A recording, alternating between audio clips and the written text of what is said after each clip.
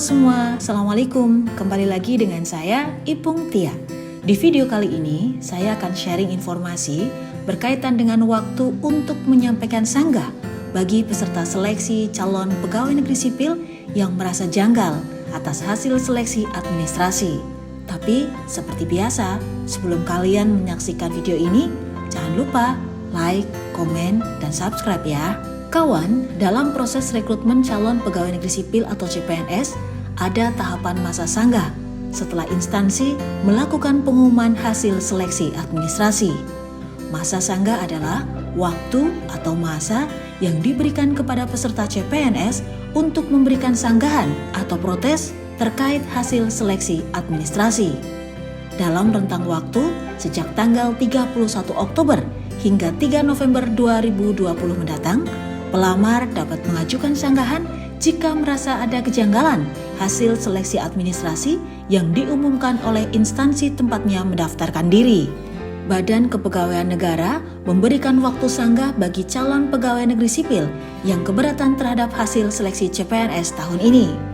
Deputi Bidang Mutasi Kepegawaian BKN Aris Windianto menjelaskan bahwa masa sanggah dimulai pada tanggal 31 Oktober hingga 3 November 2020.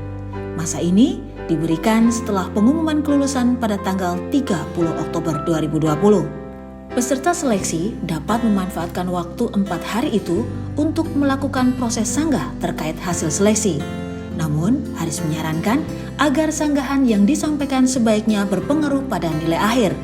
Secara logika, yang disanggah menurut Aris adalah berdampak pada perubahan hasil, dan itu yang mestinya dilakukan sanggahan.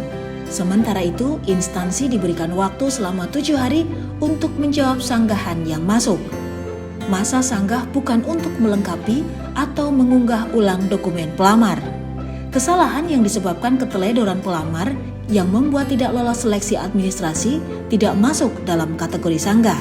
Sebagai contoh, kesalahan nama bukan termasuk dalam materi sanggah, dan bukan juga dimaksudkan untuk mengunggah ulang kembali dokumen atau persyaratan lain yang terlupa.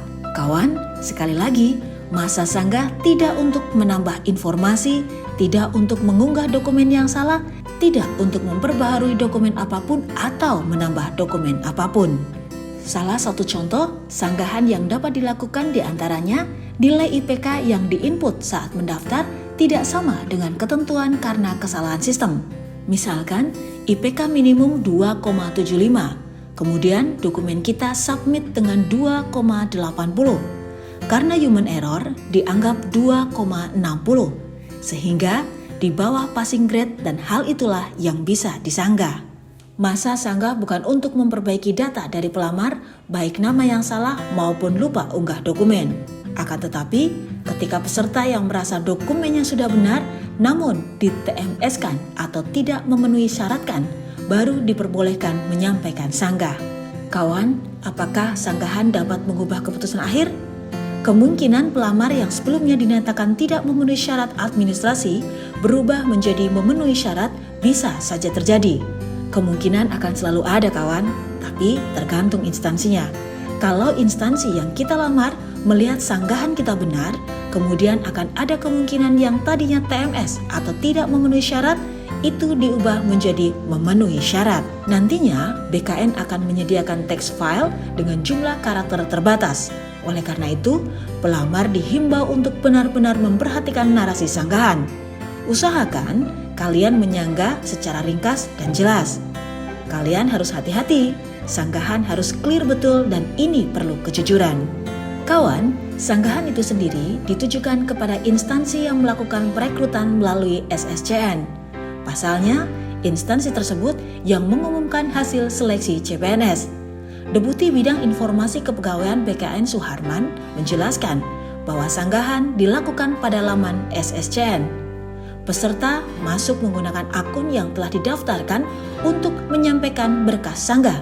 Peserta perlu melakukan login ke laman SSCN dan di situ akan ada menu untuk sistem sanggahannya. Kemudian, masukkan sanggahan kalian ke modul aplikasi sanggah. Nanti, aplikasi itu akan diteruskan ke instansi.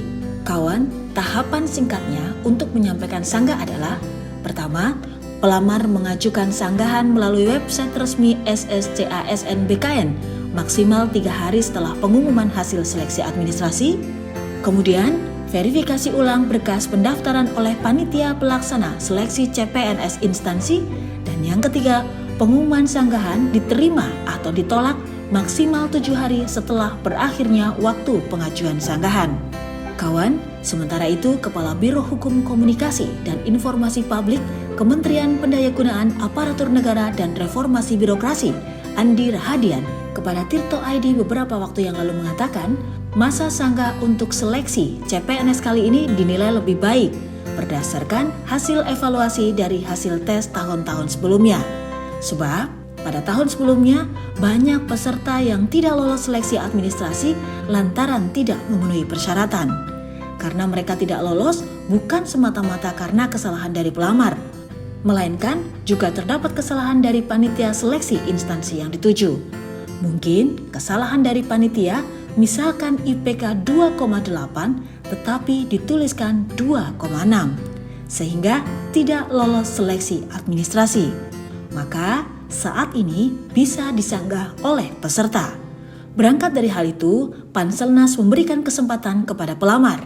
Andi mengatakan, dengan adanya masa sanggah, maka pelamar mendapatkan kesempatan untuk memperbaiki kesalahan dan memberikan penjelasan lebih lanjut, sehingga dapat diketahui letak kesalahannya berada di peserta atau instansi yang dituju.